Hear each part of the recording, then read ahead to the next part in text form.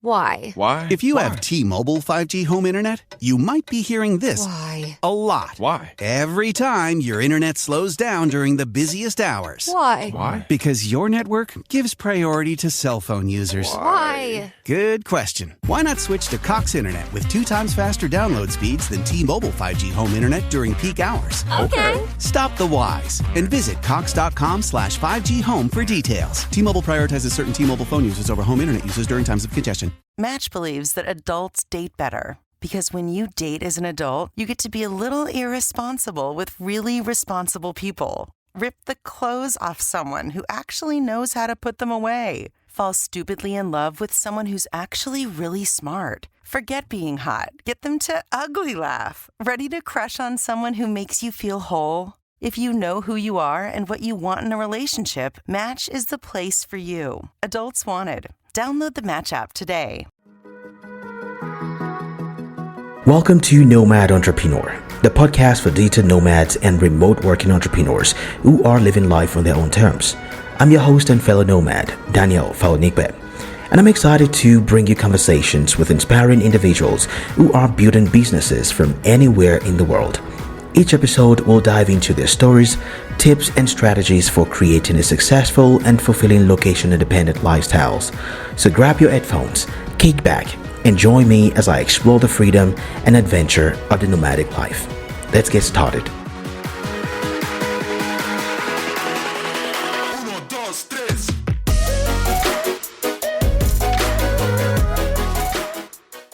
Hey, what's going on? Daniel here. So this video is going to be an interesting one because I had a sit-down chat with one of my friends from B Paraguay. These are immigration experts and they help people get set up in Paraguay with second residency and ultimately citizenship. So if you're looking to get a second residency in Paraguay, this is going to be an interesting video for you because we talked about everything that you need to have and everything you need to get set up in as little time as possible. So this video is all encompassing. And if you're looking for other means or other options of getting second residencies and things of that nature, make sure you watch this video to the very end. And also, if you find any value in it, don't forget to subscribe. And also, if you have any questions, leave them down in the comment section down below. I leave a contact information to Paul from B Paraguay. You'll be able to get in touch with them if you want to and get started on your journey to obtaining your second residency in Paraguay in no time. I'll leave a link to all of their contact information in the description below. So without further ado, let's get started with this interview with Paul from B Paraguay. I hope you enjoyed. Hey Paul, how are you? Very nice to meet you, Daniel. Nice to meet you as well. I'm so excited to be talking to you here because I've done so much research about the Paraguay residency and everything we're going to talk about today, but it's always very different to talk to someone who knows exactly, what the steps are, someone who's been there, done that. So I'm really excited to be discussing this with you today. Yeah, absolutely. And it's funny because even on YouTube, there's a lot of misinformation about Paraguay, because the situation is always changing. So I'm definitely happy to answer any questions you have and help your audience out today.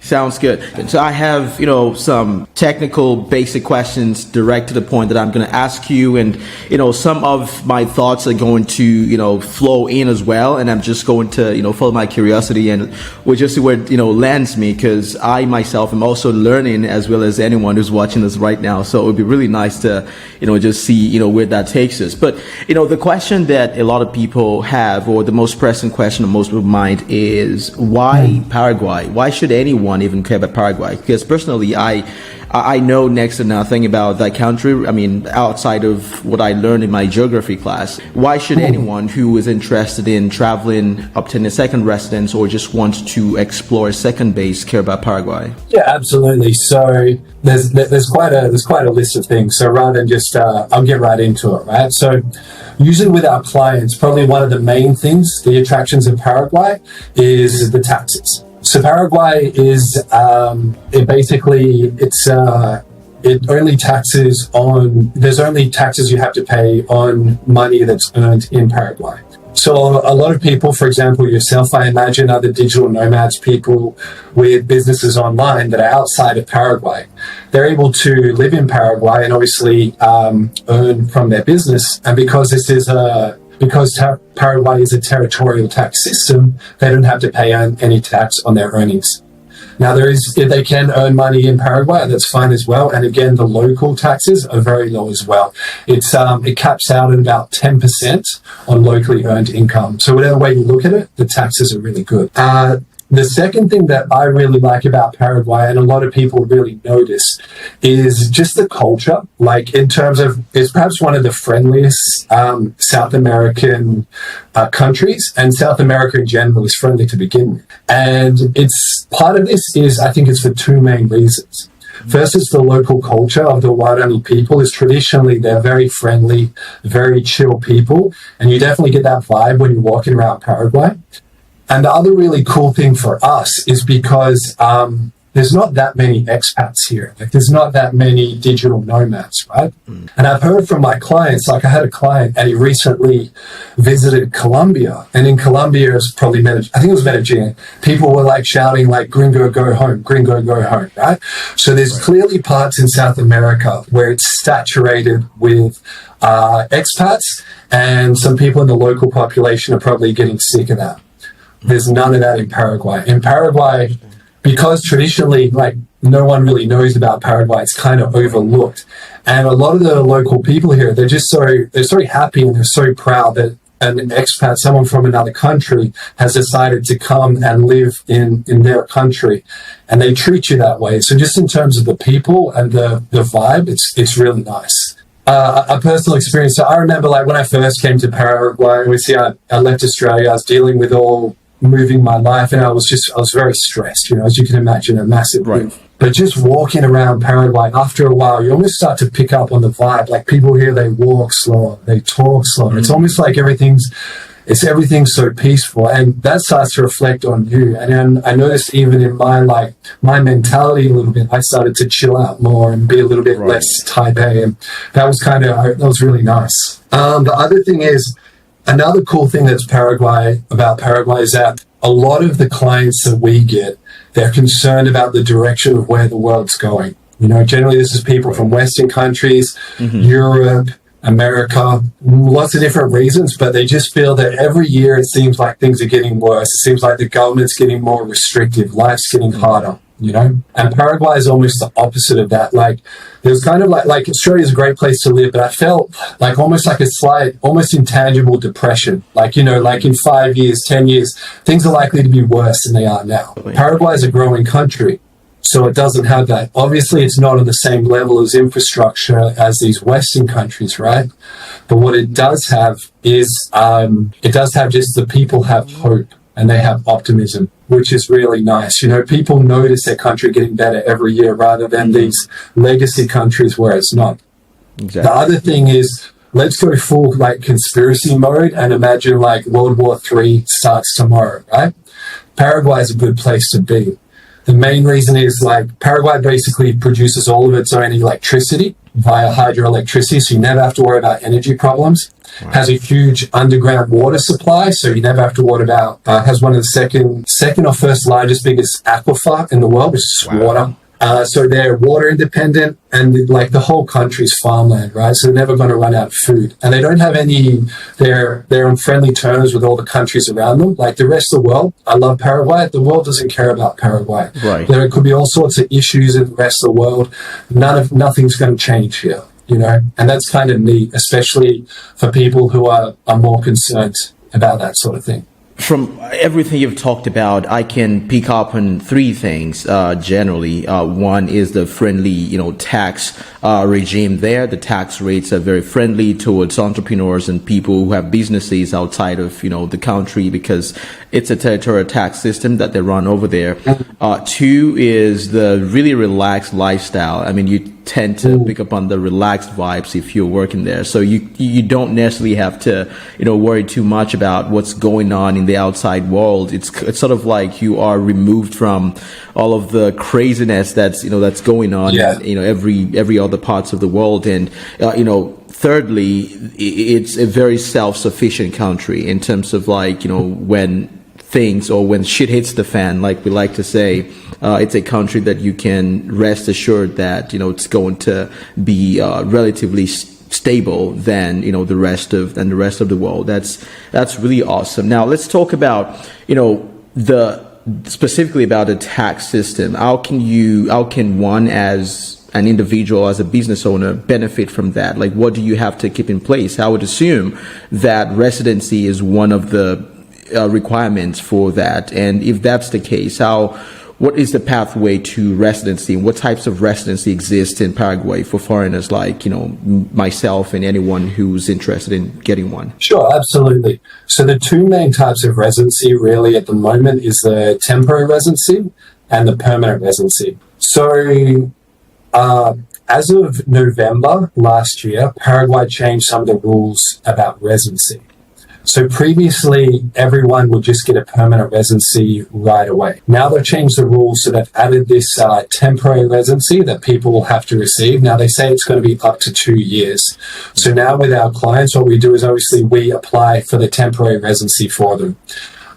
It is still possible to get permanent residency immediately.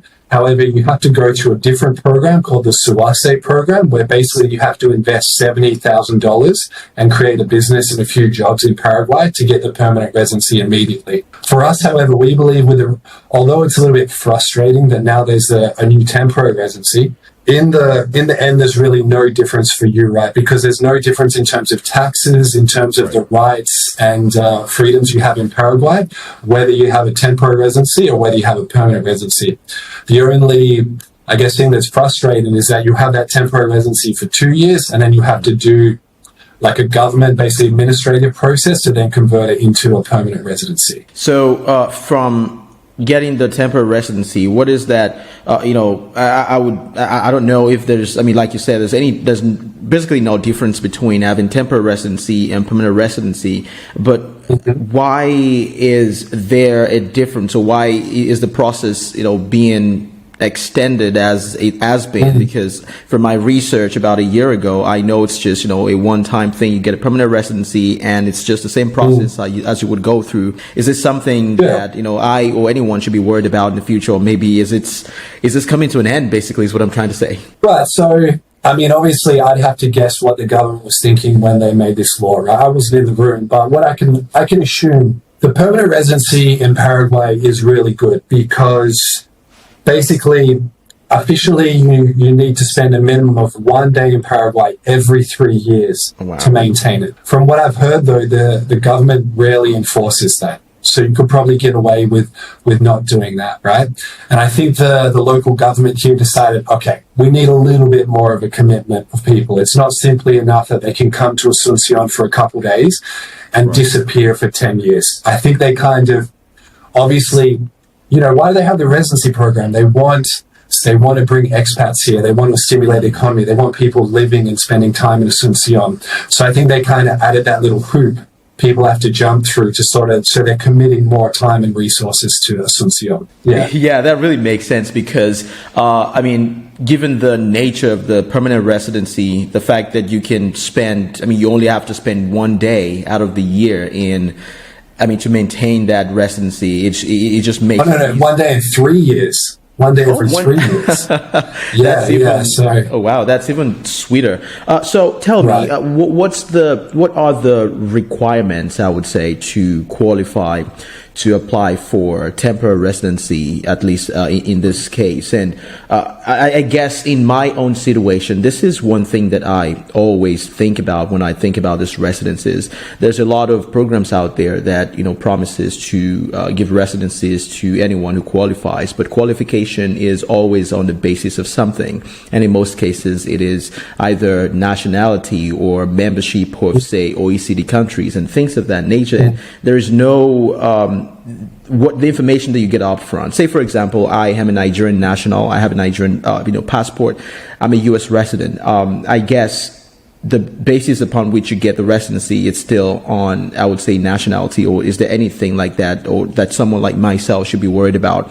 Someone without a, first-tier passport, if you will. Right. Yeah. So it's funny how they do it because basically, if you're able to come to Asuncion, you have a clean criminal record check, you have all your documents in order, you'll be able to apply for the temporary residency, and there's a very good chance you'll be successful.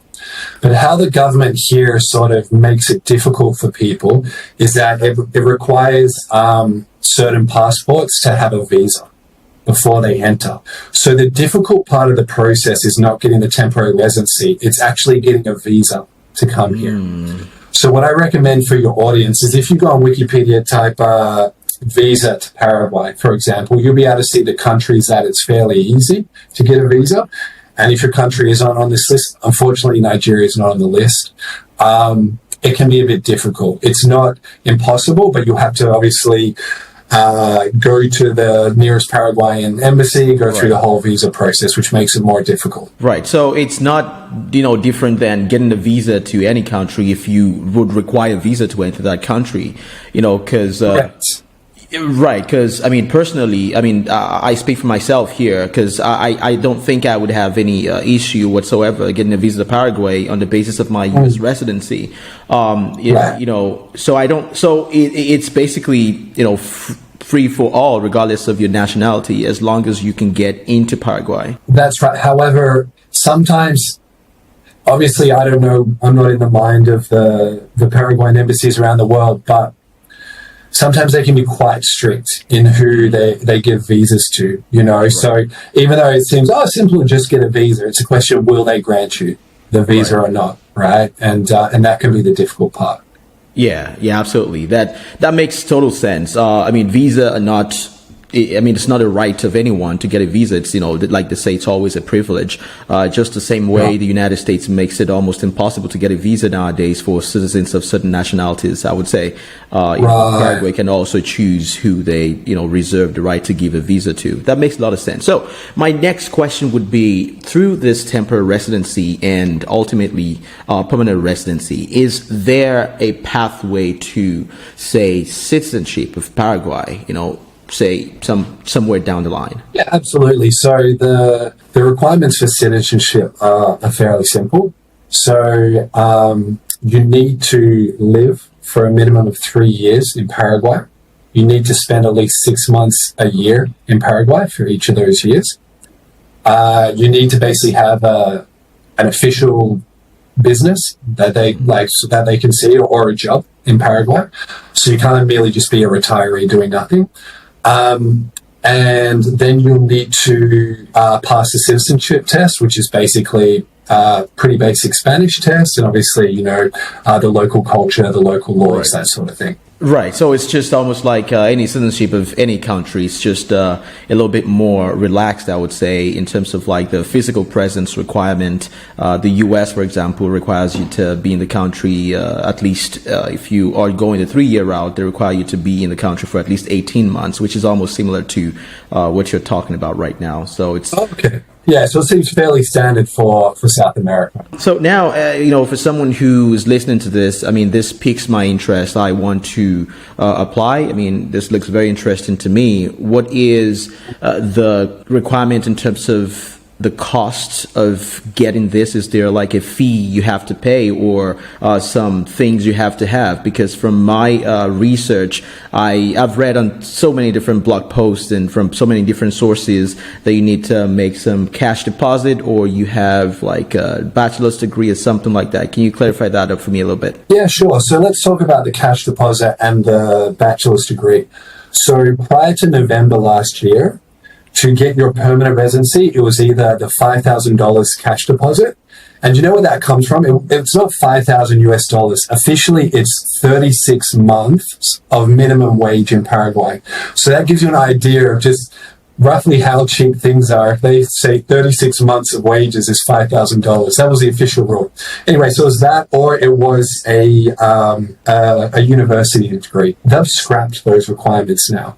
So with the new changes, it's easier in that regard. You don't need the cash. You don't need the degree.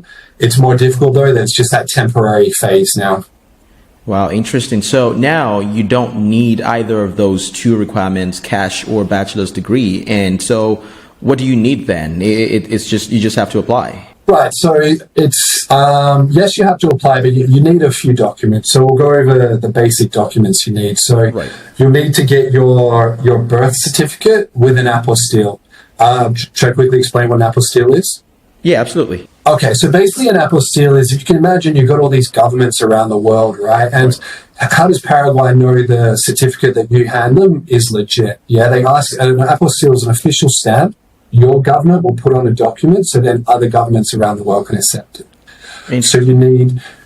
Now, not every country does apostille. There's a separate process if you're in countries that don't, but it's very much similar. So anyway, so you need a birth certificate, apostille. You need to get a criminal record check, apostille as well. Now, this will either be, let's assume you've just been living in your birth country your whole life, it'll be from that country, or if you've been resident in another country for the last 3 years, you'll give it from, obviously, the country you've been living in. Now, then the final thing is if you've been married or divorced, you also have to provide that documentation with an apostille. So it's really only those 3 documents you need to obtain before you come here, as well as the visa, obviously, if you fall into that category. Now, besides that, it's really just a fee that you'll pay for a service like ours to help you, or the government fees when you arrive here. I mean, it's even more enticing than I, ever thought it would be, given the new, the new developments with the residency. And, for someone to apply for something like this, of course, it's not all that straightforward, because someone might think, I want to do this myself. I mean, I've tried to research some resources online and try to, just download some documents and whatnot.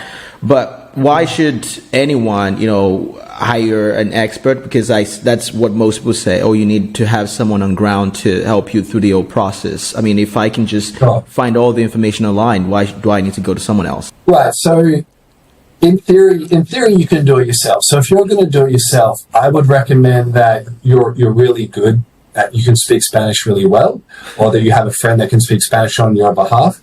And I also recommend that you're really patient and good with frustration. Because what can happen is Paraguay is an amazing country, but sometimes it can be a bit bureaucratic, right? So if you don't have someone doing things correctly, making sure all these little documents are in the right order to hand in and everything's filled out correctly, they're going to reject them, they're going to give them back to you, or they're going to be sitting on someone's desk for a couple of weeks before they reject them and ask for additional stuff. It's just going to be a waste of your time. We're finding with our clients now, we're getting people from arriving to sort of basically done with a temporary residency in 1 to 10 weeks. I've heard usually when you do the process yourself, you could be waiting up to 8 months. Wow. I have a friend who's currently trying to do the process and he's struggling. He's decided to do it himself. Good on him. I respect that. And he's been sort of struggling. And you'll be going into town, you'll be submitting documents, they'll get rejected, you'll change something, you'll come back. So if you want to do it, go ahead. But I recommend using an expert. So as someone who enjoy spending a long period of time in a particular place, I want to work remotely from Paraguay, because that's something that a lot of people are curious about. What is that experience like? When we talk about things like, connectivity, getting accommodation, can you speak a little bit to, the general cost of living in Paraguay? And as someone coming from a Western country, I would say, how is the adjustment like? Is it what you would expect to find, or is it anything less? Well, I mean, obviously, what you're going to realize first is just how cheap everything is compared to where you were back in the West, particularly things that are related that are produced in Paraguay. So you probably see on our Twitter a lot, we have lots of steak, right? Because steak is just ridiculously cheap and ridiculously good here. But let's zoom out a little bit. So in regards to the internet, I know that's very important. I've had clients ask about that. I've had no problems with, obviously I'm talking to you now. It's fine. I've maybe been down once or twice for over a couple hours the whole time I've been here, so it does happen occasionally. The power grid I found is very good here, better than other South American countries, so that's not a problem in that regard. What else? Okay, so let's talk about cost of living, right? So, I mean, if you want to live like a Paraguayan, you can do that, absolutely. So the average wage in Paraguay is about $6,000 a year. Right? So in theory, you could just live like a local person, you'd be fine. However, if you want to spend a little bit of more money, let's say 15, 20, 25,000 US dollars a year, you're going to have a type of lifestyle that it would just be completely out of reach in any sort of Western country. You know, you're going to be living in the best suburb, the best barrio in Paraguay. You're going to be basically eating out most meals if you want to. You're going to have a nice luxury apartment, good gyms, like, yeah. So you can have a very good lifestyle in Paraguay. Yeah, I'd say over $15,000 a year spend, you can have a very nice lifestyle here. But you could get by, like I said, let's say you're pinching pennies, you're trying to get your business going, whatever. You can survive on a lot less if you want to. That's quite interesting. I always tell people, because I haven't been to Paraguay, and quite honestly, you're the very first person that I will be talking to who lives in Paraguay. I have friends all over South America, Colombia, Argentina, Mexico, in the Caribbean, like everywhere. I just don't get the, what the real picture is about Paraguay, and this, looks more and more, and enticing as you talk about it.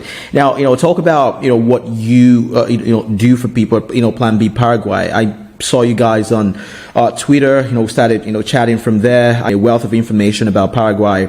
How do you help people, through this process, and what can people expect if they, decide to, to go that path with you guys? Yeah, absolutely. So basically, I mean, part of the reason where we started the business is me and my business partner, with us, we went through the whole process from leaving our country, moving here, getting to residency, started an amazing life here. And basically, through that, we've collected a lot of resources, and this is what we give to our clients. So obviously, the first part of the process is document collection.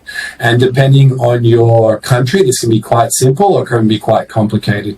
We've started creating custom guides. So like, let's say you're in America, this is what you need, contact these people. It's all laid out to you. That's what we provide with our clients.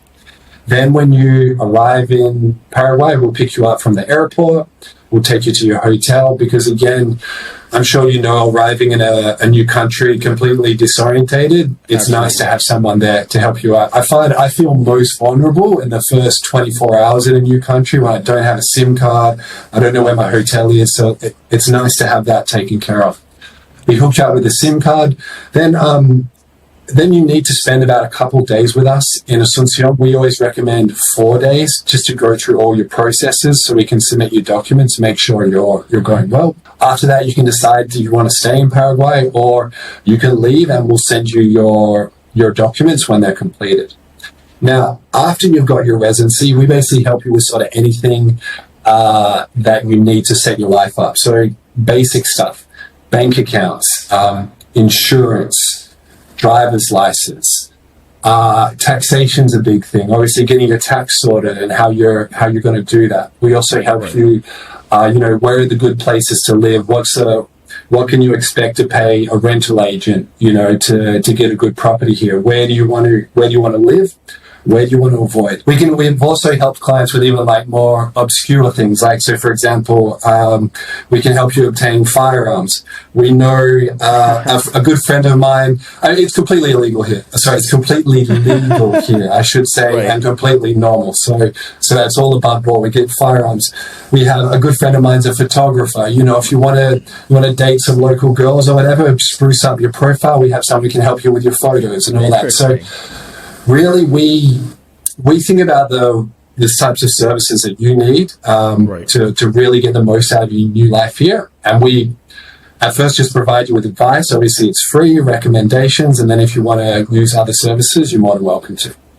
Interesting. So this, sounds like a very, premium service. If I'd ever say anyone or myself decide to ever come there, I don't ever have to, think about I would say the mundane things that, most people would think about. So one thing that you'd mentioned that I just wanted you to get a clarification from you is the number of days required to for someone to stay in Paraguay to get the documents, sorted out.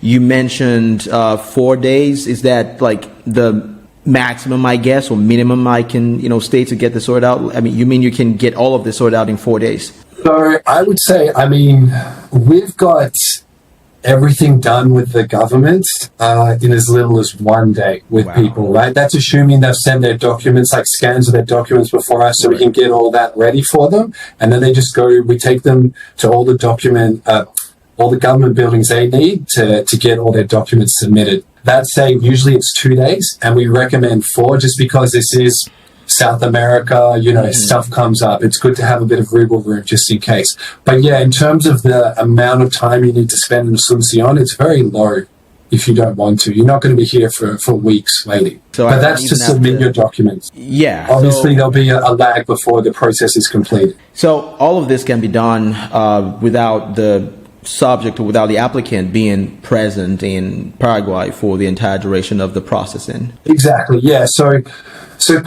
when you submit your documents, Paraguay gives you this special, it's called a visa precaria. Basically, it lets you live in Paraguay as long as you want while your documents are being processed. Oh. So some people are like, you know what, I'm actually setting up a home base. Paraguay's my home. So they just live here until their documents arrive. They can, live as normal. Right. Or there's other people, they fly in, get their documents, and they go back to their home country, and then we send them their documents, their cedular card, which is very important. It's your national ID, so we send them this as well. And yeah, so you have 2 options basically, depending what suits you.